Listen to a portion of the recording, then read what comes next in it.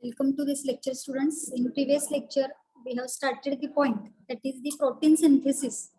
We have already seen the central dogma of the protein synthesis, that the DNA is transcribed into mRNA with the help of process transcription, and from mRNA, protein is synthesized with the help of process translation. So, DNA to mRNA, it is known as the transcription, and mRNA to protein, it is known as the translation. Okay, so this point we have already seen in yesterday. We have to just revise in 1 minute.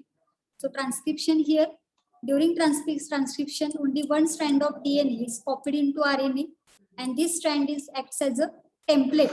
Means DNA is a double-stranded structure.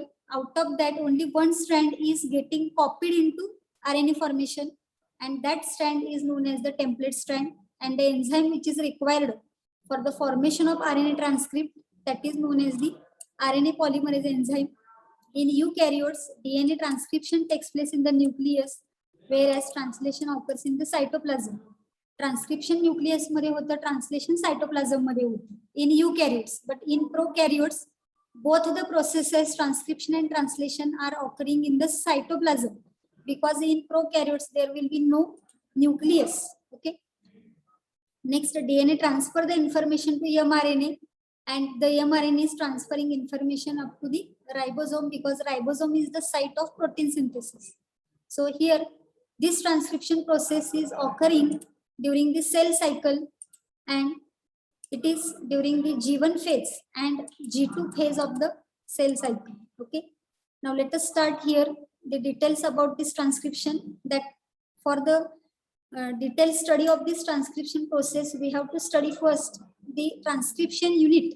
What is meant by transcription unit? That part of DNA which is actually taking part in the DNA transcription process, that is known as the transcription unit. So here, the DNA which is to be transcribed, or the DNA which is involved in the formation of mRNA synthesis, that DNA is having two sites. One is known as the promoter site, and another is known as the terminator site. Okay. And the transcription is starting at promoter site, and transcription is stopping at the terminator site. Promoter region पासून त्या DNA चं transcription start होतं, आणि terminator site वरती गेल्यानंतर त्याचं transcription काय केलं जातं, स्टॉप केलं जातं. Each transcribed segment of DNA is known as a transcription unit. So when the DNA is transcribed to form a transcription unit, that is known as the messenger RNA. So here each transcribed segment of DNA is known as the transcription unit. It consists of three parts. One is known as the promoter, second is known as the structural gene, and third it is known as the terminator. So these three parts are present in a transcription unit. So let us see in the diagram here the transcription unit. So you can observe here the double-stranded DNA. One strand, it is 3' to 5', and another strand, it's 5' to 3'. Okay, and here this double-stranded DNA, it is showing three sites. The first site, it is known as the promoter site. You can see here, this is the promoter site. Second part or second region, it is known as the structural gene, and third part, it is known as the terminator region. And here, the actual transcription process is starting with the help of this promoter. So from this promoter region, actually transcription process is starting. The genes to be transcribed are known as the structural gene, and at the terminator region, the process of transcription gets terminated. Hence it is known as a terminator. So transcription starts at promoter site. Actual part to be transcribed is known as the structural gene, or it is also called as a transcription unit. And the terminator region, where the transcription process is terminating. Here, the strand which is actually taking part in the transcription process, it is known as the template strand. And opposite to this template strand, it is known as the coding strand. हे दोन strand असतात बघा.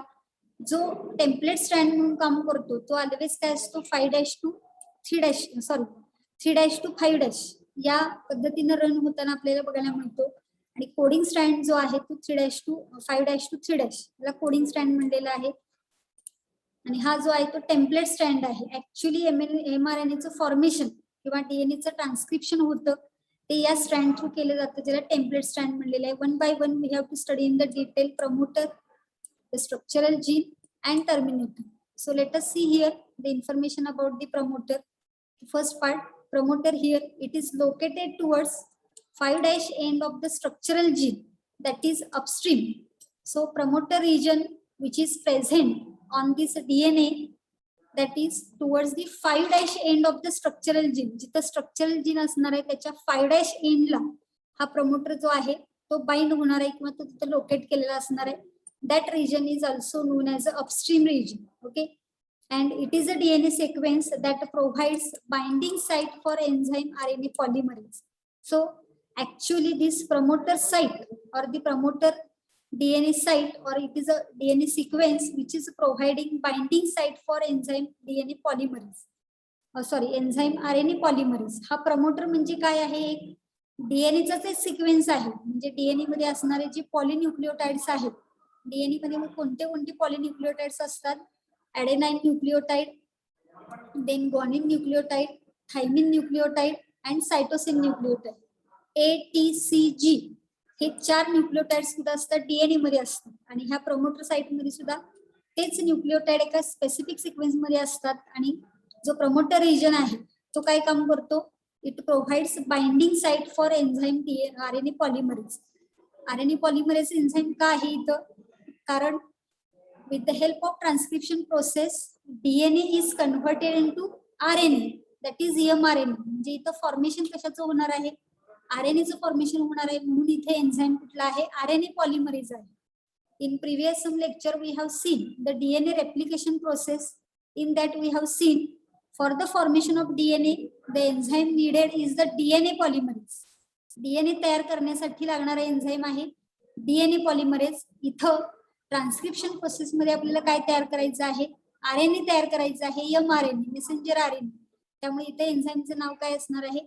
RNA polymerase असणार आहे. Okay, next here this RNA polymerase binds to specific promoter. असे अनेक RNA polymerase enzymes असतात, ते स्पेसिफिक प्रमोटरला काय केले जातात? बाइंड केले जातात. प्रमोटर कुठे असतो? 5' end of the structural gene ला अटॅच झालेला असतो. So let us see here. In prokaryotes, the enzyme recognizes the promoter site by its sigma factors unit. तर प्रोकॅरियोटिक सेल मध्ये ऍडिशनल आपल्याला अजून काही फॅक्टर्स बघायला मिळतात during the process of transcription. So in prokaryotes this promoter and the enzyme are coming together with the help of sigma factor subunit. So let us see in the diagram here where is the promoter. तर इथं तुम्ही DNA चा strand बघू शकताय. एक जो strand आहे 5' to 3' आहे आणि खालचा जो स्ट्रँड आहे 3' to 5' आहे बघा. तर 5' to 3' जो वरचा स्ट्रँड आहे त्याचा जो 5' एंड आहे, हा मधला जो जीन आहे तो RNA कोडिंग जीन म्हणलेला आहे किंवा RNA कोडिंग सिक्वेन्स. म्हणजे ह्यालाच तुम्ही काय म्हणू शकताय? स्ट्रक्चरल जीन म्हणू शकताय. हा जीन म्हणजे काय? स्ट्रक्चरल जीन आहे. स्ट्रक्चरल जीनच्या 5' एंडला हा जर जीन स्ट्रक्चरल असेल तर ह्याचा 5' एंड कुठे आहे? या बाजूला आहे. हा 5' एंड आहे. मग प्रमोटर कुठे अटॅच झालेला आहे बघा? हा इथे अटॅच झालेला आहे, जिथं ट्रान्सक्रिप्शनची काय आहे? इनिशिएशन साइट आहे, ज्याला अपस्ट्रीम ऑफ जीन म्हणलेले आहे. हा अपस्ट्रीम आहे जीनचा, की जो प्रमोट काय करणार आहे? ट्रान्सक्रिप्शन साठी प्रमोट करणार आहे. हा अपस्ट्रीम जीन किंवा 5' end of the structural gene म्हणलेला आहे, की ज्या ठिकाणी एक ठराविक डीएनएचा सिक्वेन्स असतो तो RNA पॉलिमरेज एन्झाइमला बाइंड करण्यासाठी मदत करतो. आणि RNA पॉलिमरेज एन्झाइम मग एक एक न्यूक्लियोटाइड सिक्वेन्स जो आहे तो तिथे ऍड करत जातो आणि त्याच्यानंतर mRNA तिथे तयार झालेलं बघायला मिळतं.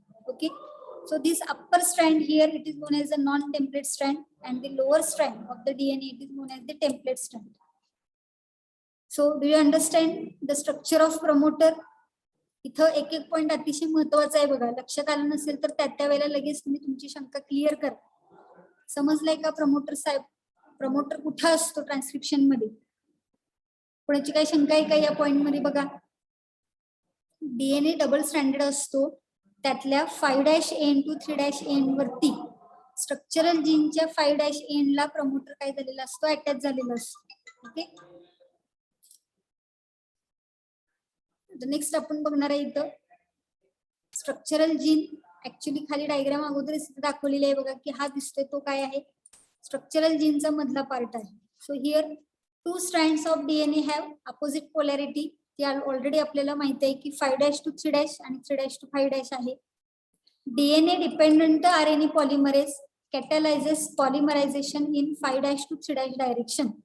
So here the enzyme which is required in transcription, it is known as a DNA dependent RNA polymerase, and it is catalyzing the polymerization in 5' to 3' direction. 5' to 3' direction मध्ये polymerization इथे झालेलं आपल्याला बघायला मिळतं. And so the DNA strand having 3' to 5' polarity is acting as a template strand. म्हणजे 3' to 5' इथे बघू शकताय 3' to 5' इथं 3' पासून इकडे पुढे गेलेला आहे, तो 5' ला इथं एंड झालेला आहे. हा जो स्ट्रँड आहे या स्ट्रँडला काय म्हणलं जातं, टेम्पलेट स्ट्रँड म्हणलं जातं. कारण DNA dependent RNA polymerase enzyme जो आहे तो त्याचं पॉलिमरायझेशनची रिएक्शन कधी कुठं कॅरी आउट करतो, 5' to 3' डायरेक्शन मध्ये कॅरी आउट करतो. त्यामुळं ज्या स्ट्रँडची पोलॅरिटी 3' to 5' आहे त्या 3' to 5' असणाऱ्या पोलॅरिटी स्ट्रँडला आपण इथं टेम्पलेट स्ट्रँड म्हणणार आहे. According to template strand the mRNA formation will be taking place by the structural gene. Okay. Now the next point here, the other strand which is having 5' to 3' polarity is complementary to the template strand. म्हणजे ती 3' to 5' ला जर आपण template strand म्हटलं तर 5' to 3' polarity असणाऱ्या स्ट्रँडला आपण complementary to template strand म्हणणार आहे. And the sequence of the bases on this strand is the same as in the RNA. फक्त thymine is replaced by uraciliate and it is actually known as the coding strand. And the information on this strand of the DNA is copied on mRNA. This is called as a sense strand or coding strand. So let us see in the diagram here. आता बघा इथं काय सांगितलेलं आहे, जो strand 3' to 5' आहे बघा इथं 3' to 5' आहे त्याला काय म्हणलेलं आहे, टेम्पलेट स्ट्रँड म्हणलेला आहे. तर ह्या टेम्पलेट स्ट्रँडच्या कॉम्प्लिमेंटरी जो स्ट्रँड आहे अपोजिट साइडचा जो 5' to 3' आहे, कारण इकडं 5' आहे इकडं 3' आहे, या स्ट्रँडला काय म्हणलेलं आहे, कोडिंग स्ट्रँड म्हणलेला आहे. बरोबर, म्हणजे ह्या टेम्पलेट स्ट्रँडच्या वरती mRNA तयार होणार आहे आणि ह्या टेम्पलेट स्ट्रँडला कॉम्प्लिमेंटरी असणारा हा खालचा कोडिंग स्ट्रँड आहे. त्यामुळं जो तयार होणारा RNA आहे त्याच्यावरचा सिक्वेन्स आणि ह्या कोडिंग स्ट्रँड वरचा सिक्वेन्स कसा असणार आहे, सेम असणार आहे. फक्त फरक काय असणार आहे, डीएनए मध्ये थायमिन असणार आहे आणि जो तयार झालेला RNA इथं तयार होणार आहे त्याच्यामध्ये युरॅसिल तुम्हाला बघायला मिळेल. म्हणजे फॉर एक्झाम्पल आपण असं कन्सिडर करूया की टेम्पलेट वरती आपण इथं 2 जीन घेऊया. ते बघा इथं ऍडेनाइन आहे, समजा इथं थायमिन आहे, इथं सायटोसिन आहे, इथं ग्वानिन असणार आहे, समजा इथं ऍडेनाइन आणि इथं थायमिन आहे. तर डीएनएच्या अपोजिट साइडला काय येईल सांगा, इथं काय येईल, इथं काय येईल, इथं काय येईल, इथं काय येईल आणि इथं आणि इथं. इथं ए आहे म्हणजे इथं काय येणार आहे, टी. इथं टी आहे म्हणजे इथं काय येणार आहे, ए. इथं सी आहे म्हणजे इथं जी येणार, इथं जी आहे म्हणजे इथं सी, इथं ए आहे म्हणजे इथं टी, इथं टी आहे म्हणजे इथं ए. हा डीएनएचा सिक्वेन्स असणार आहे. बरोबर. आता हा ज्या वेळेला टेम्पलेट स्ट्रँड काम करेल आरएनए फॉर्मेशन साठी त्यावेळेला आरएनए स्ट्रँड मध्ये ऍडेनाइनच्या अपोजिट काय येईल सांगा, चॅटबॉक्स मध्ये रिप्लाय द्या मला. आरएनए फॉर्मेशन ज्या वेळेला होईल इथं ह्या टेम्पलेट स्ट्रँडच्या अनुषंगाने तर ऍडेनाइनच्या अपोजिट काय येईल, डीएनए असेल तर थायमिन येणार, पण आरएनए मध्ये थायमिन इज रिप्लेस्ड बाय युरॅसिल असणार आहे. त्यामुळे ऍडेनाइनच्या अपोजिट काय येणार आहे इथं, येस इथं काय येईल, युरॅसिल येईल. आता इथं थायमिन आहे म्हणजे इथं काय येईल सांगा चॅटबॉक्स मध्ये, थायमिनच्या अपोजिट काय येईल, पेअरिंग लक्षात ठेवा, ऍडेनाइन पेअर्स विथ थायमिन आणि guanine pairs with cytosine, ATCG असं पेअरिंग आहे. मग इथं आता आपण काय तयार करतोय, आरएनए तयार करतोय. लक्षात येते का बघा, इथं आरएनए तयार होणार आहे. मग ज्या वेळेला आरएनए तयार होईल त्यावेळेला थायमिन इज रिप्लेस्ड बाय युरॅसिल म्हणलेलं आहे, त्यामुळे ऍडेनाइनच्या समोर युरॅसिल आलं. थायमिनच्या समोर काय येईल इथं, थायमिनच्या समोर काय येईल, युरॅसिल कसं येईल, ऍडेनाइन येणार. ऍडेनाइन आहेच ना तिथं, आरएनए मध्ये ऍडेनाइन आहे की नाही. आता सायटोसिनच्या समोर काय येईल सांगा, सायटोसिनच्या समोर काय येईल, तर नेक्स्ट क्वेश्चन आहे माझा, सायटोसिनच्या अपोजिट काय येईल? सायटोसिन पेअर्स विथ ग्वानिन येणार आहे, त्यामुळे इथं जी येईल. इथं ग्वानिन आहे म्हटल्यावर इथं समोर काय येईल सांगा चॅटबॉक्स मध्ये. इथं ग्वानिन आहे तर इथं समोर काय येईल? सायटोसिन येणार आहे, सिंपल. आता इथं ऍडेनाइन आहे म्हटल्यावर समोर काय येईल बघा, ऍडेनाइन आहे म्हटल्यावर समोर काय येईल? प्रश्न माझा पुढचा झालेला आहे. आता हे सायटोसिन झालं, आता ऍडेनाइनच्या समोर थायमिन येणार नाही, कारण आपण आरएनए तयार करतोय. लक्षात घ्या, इथं आरएनए तयार होतोय आणि आरएनए मध्ये thymine is replaced by uracil. Yes, here uracil, and when here is thymine is present, इथं अपोजिट काय येईल? ऍडेनाइन येणार आहे, बरोबर. थायमिन आहे म्हटल्यानंतर इथं काय येणार? ऍडेनाइन. लक्षात आलं का? हा तुमचा जो आहे, हा वरचा घेतला, हा डीएनएचा एक स्ट्रँड, हा खालचा एक डीएनएचा स्ट्रँड आहे. हा टेम्पलेट स्ट्रँड आहे, म्हणजे टेम्पलेट स्ट्रँड वरती जो काय डीएनएचा बेस सिक्वेन्स आहे न्यूक्लियोटाइडचा, त्याच्या अनुषंगाने आरएनए तयार होणार आहे. म्हणजे जर इथं ऍडेनाइन असेल तर युरॅसिल, थायमिन असेल तर ऍडेनाइन, सायटोसिन असेल तर ग्वानिन, ग्वानिन असेल तर सायटोसिन, ऍडेनाइन असेल तर युरॅसिल, थायमिन असेल तर ऍडेनाइन. तर हा सिक्वेन्स वाचा आणि हा खालचा सिक्वेन्स वाचा. फक्त फरक काय आहे? थायमिनच्या ऐवजी युरॅसिल आहे, पण बाकीचा सिक्वेन्स सेम आहे की नाही बघा.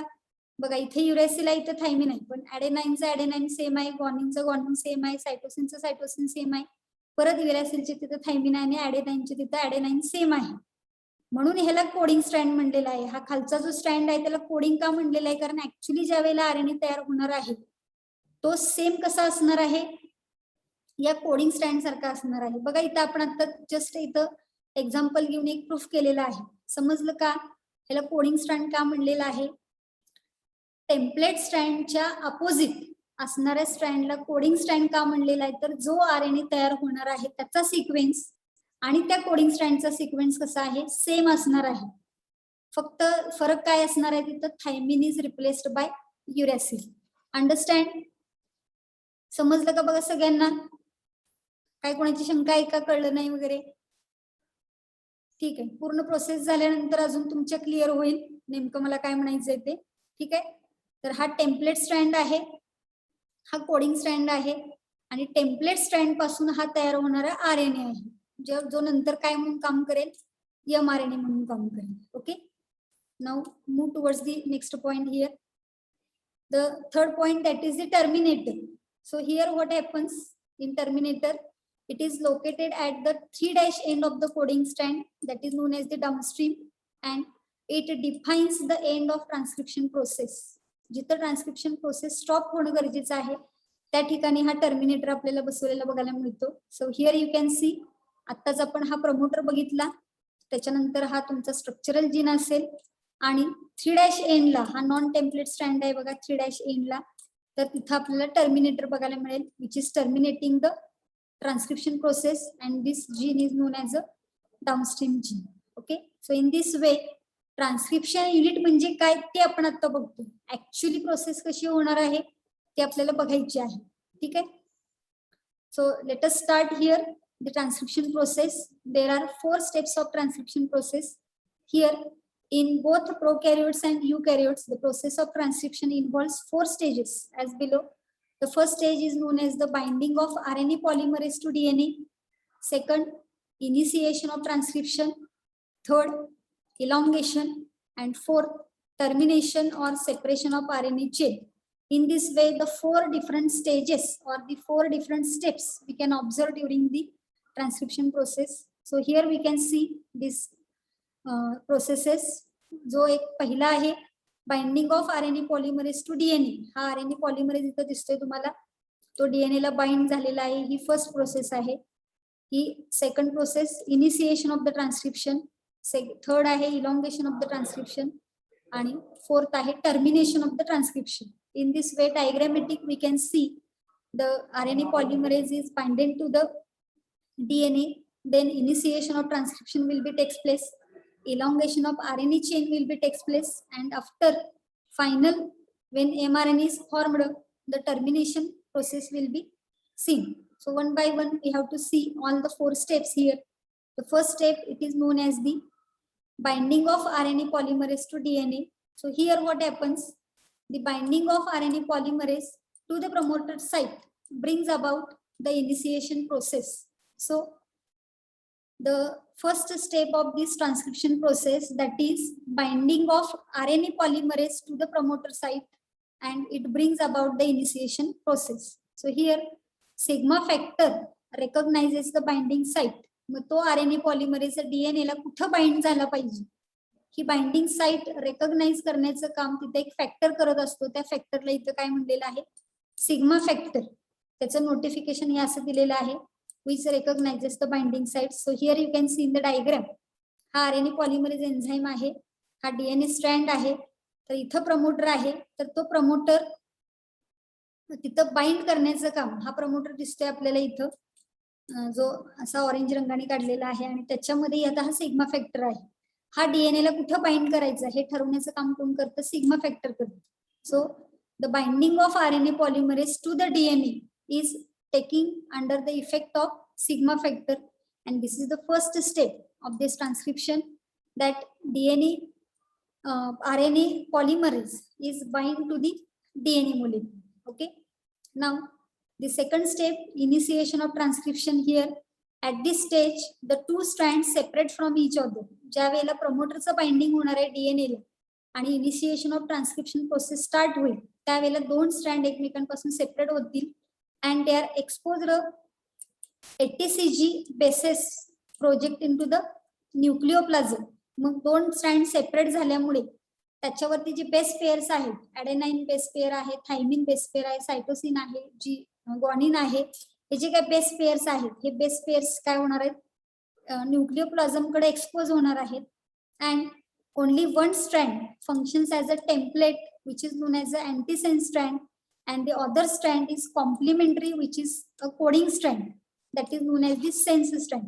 तर दोन स्ट्रँड ज्या वेळेला सेपरेट होतील त्यावेळेला त्यातला एक स्ट्रँड जो आहे तो टेम्पलेट स्ट्रँड म्हणून काम करेल, which is also known as the antisense strand, and other strand which is complementary to the template strand, that is actually coding strand or sense strand. कारण त्याच्यावरचा सिक्वेन्स आणि तयार होणाऱ्या mRNA चा सिक्वेन्स जो आहे तो सेम असतो, म्हणून त्याला कोडिंग स्ट्रँड म्हणलेलं आहे. Okay, and here synthesis of mRNA begins on template or antisense strand. हा पॉइंट इथं अतिशय महत्त्वाचा आहे आपल्याला, MCQ साठी हा CET ला नीट ला विचारला जाऊ शकतो की synthesis of mRNA is taking place on which strand. तर इथे लक्षात ठेवायचं आहे की टेम्पलेट स्ट्रँड किंवा अँटीसेन्स स्ट्रँड याच्यावरती त्याचं सिंथेसिस केलं जातं.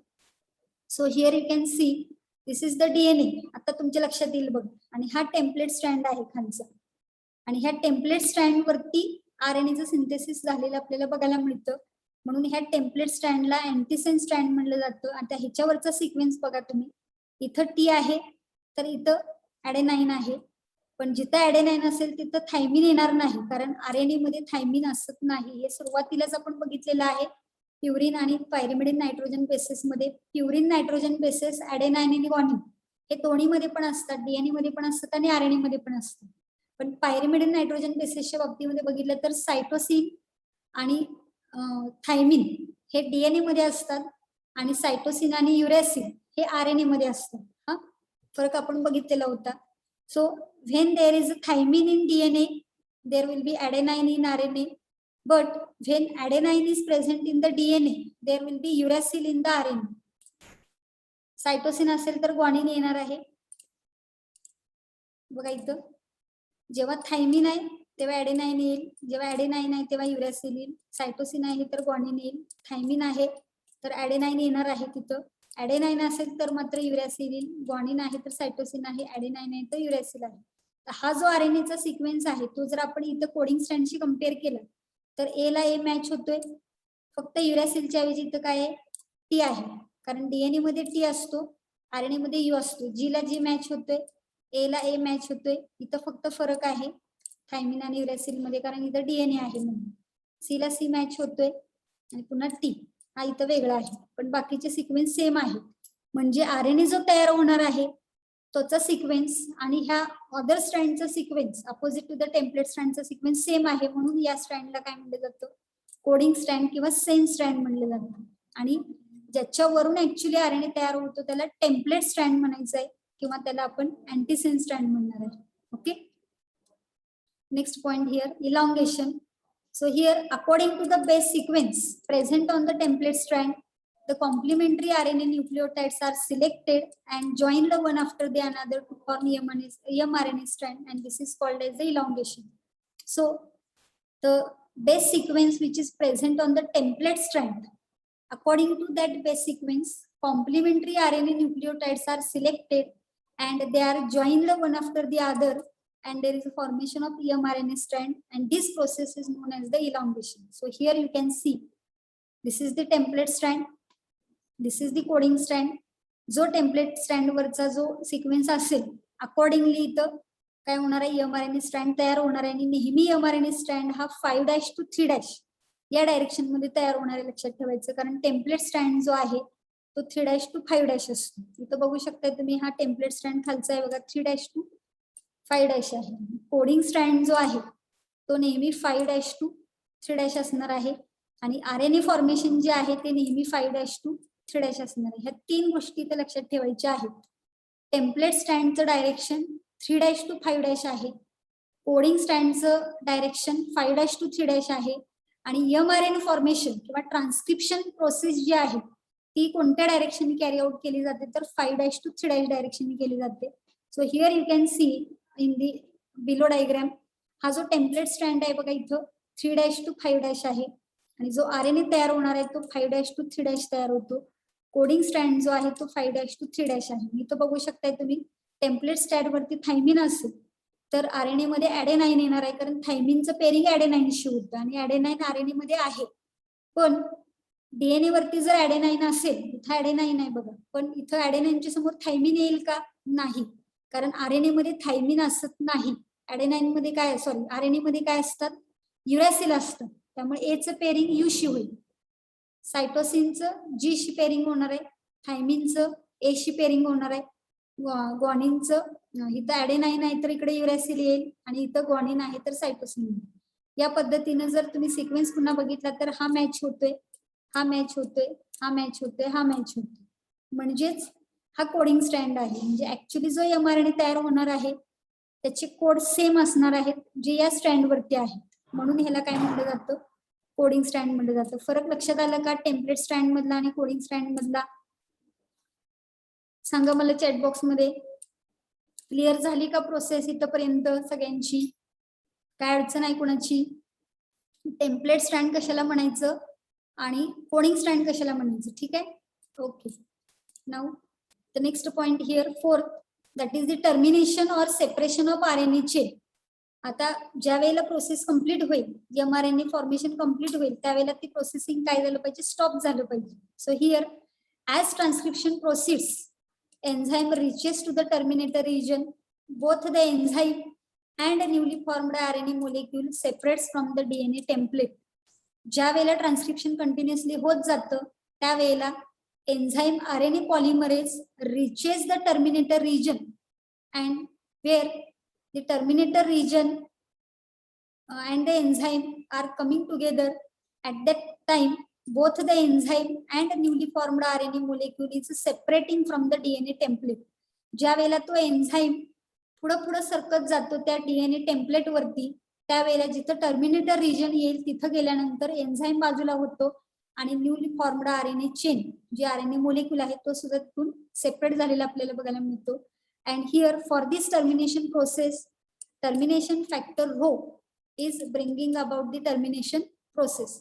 जसं स्टार्टिंग करण्यासाठी प्रमोटर साइट बाइंड होण्यासाठी सिग्मा फॅक्टर तिथं रोल प्ले करत होता, तसं टर्मिनेशन और सेपरेशन ऑफ RNA चेन साठी इथं टर्मिनेशन फॅक्टर रो हा तिथं मदत करतो. हे दोन्ही फॅक्टर आपल्याला एक्झामच्या दृष्टीनं लक्षात ठेवायचे आहे. Okay, so here we can see the DNA encodes the binding site, आणि इथं हा रो फॅक्टर ज्यावेळेला टर्मिनेशन करायचं असतं त्यावेळेला हा रो फॅक्टर त्या RNA ला बाइंड होतो, आणि RNA ला बाइंड झाल्यामुळं हा RNA काय होतो, बाजूला जातो, आणि हा RNA पॉलिमरेज एन्झाईम इथे दाखवलाय बघा, हा असं दाखवलेला आहे RNA पॉलिमरेज एन्झाईम, हा एक बाजूला जातो, RNA चेन बाजूला जाते, आणि DNA पण सेपरेट होतो. या पद्धतीनं termination of this chain or the termination of the transcription process is completed. Okay, so in this way the termination transcription process in 4 steps we have completed. Now, when the RNA polymerase reaches the terminator signal on the DNA, it leaves the DNA and fully formed mRNA, which is also called as a primary transcript, is released. ज्यावेळेला RNA polymerase terminator signal पर्यंत जातो डीएनएच्या, त्यावेळेला DNA पासून तो बाजूला जातो आणि fully formed जो mRNA आहे, मेसेंजर RNA, तो पण रिलीज केला जातो. So here we can see the detail process. ही डबल स्टँडर्ड डीएनए आहे. ज्या वेळेला प्रोसेस स्टार्ट होते त्यावेळेला एक स्ट्रँड त्यातला टेम्पलेट स्ट्रँड म्हणून काम करतो. According to the base sequence on the template strand, the complementary nucleotides of RNA are joined together to form RNA. Opposite to template strand, coding strand is there, and when the termination process is completed, the DNA is getting separated and the fully formed RNA is also released.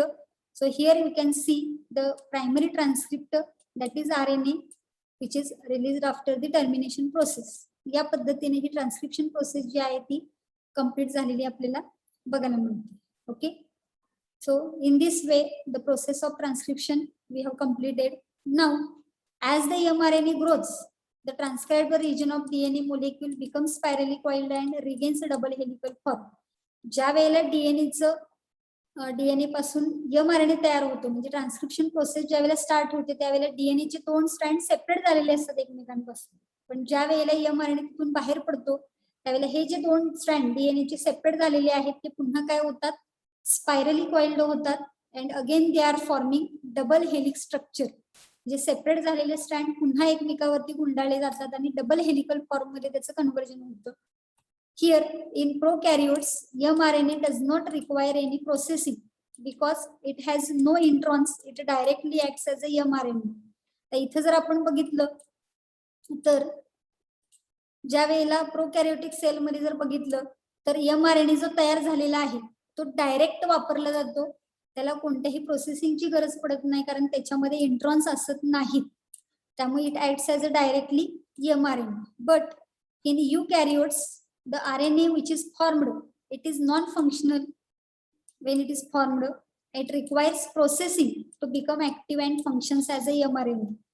यूकॅरियोटिक मध्ये मात्र हा जो तयार झालेला RNA आहे तो directly mRNA म्हणून काम करू शकत नाही. When it is formed, it is non-functional, and to become functional, to become active, this formed RNA is to be processed in the eukaryotic cell. म्हणजे बघा, प्रोकॅरियोटिक सेल मध्ये ही सगळी प्रोसेस कंप्लीट झाल्यानंतर जो RNA तयार होणार आहे that directly acts as a mRNA. It does not require any changes in the structure. That means it does not require any processing. But in eukaryotic cell, the RNA which is formed, it is non-functional at that stage, and to become active, to become functional, this RNA is to be processed, and afterwards this RNA will be acting as a mRNA. हे eukaryotic बाबतीमध्ये आपल्याला लक्षात ठेवायचं आहे. And for this process of transcription, the different enzymes are used, as we have seen the RNA polymerase enzyme. In prokaryotes, only one type of RNA polymerase is there, but in eukaryotes, there are 3 types of RNA polymerases. Just we have to revise this point. RNA polymerase, first, it transcribes rRNAs, that is ribosomal RNAs, 28S, 18S, and 5.8S. RNA polymerase, second, it transcribes precursor of mRNA, that is primary transcript, that is heterogeneous nuclear RNA or hnRNA. जो आता आपण transcription process मध्ये वापरलेला RNA polymerase enzyme आहे तो हा होता, RNA polymerase second. And RNA polymerase 3, it is responsible for transcription of tRNA, transfer RNA, 5SR RNA, that is ribosomal RNA, and small nuclear RNAs, they are known as snRNAs. असे यूकॅरियोटिक मध्ये आपल्याला 3 RNA polymerase बघायला मिळतात. RNA polymerase 1, 2 and 3. त्यापैकी आता आपण mRNA च्या formation साठी जो रोल प्ले करतो तो आहे RNA पॉलिमरेज सेकंड. tRNA साठी लागणारा जो आहे तो RNA पॉलिमरेज 3 आहे आणि rRNA साठी जो लागणारा आहे तो RNA पॉलिमरेज फर्स्ट आहे. हे 3 गोष्टी आपल्याला इथे लक्षात ठेवायच्या आहेत. mRNA साठी लागणारा पॉलिमरेज सेकंड, आर RNA साठी लागणारा पॉलिमरेज फर्स्ट आणि टी RNA साठी लागणारा RNA polymerase third. Okay, so less than 1 minute is there. The questions and remaining points we have to see in the next lecture. Okay, we will stop here.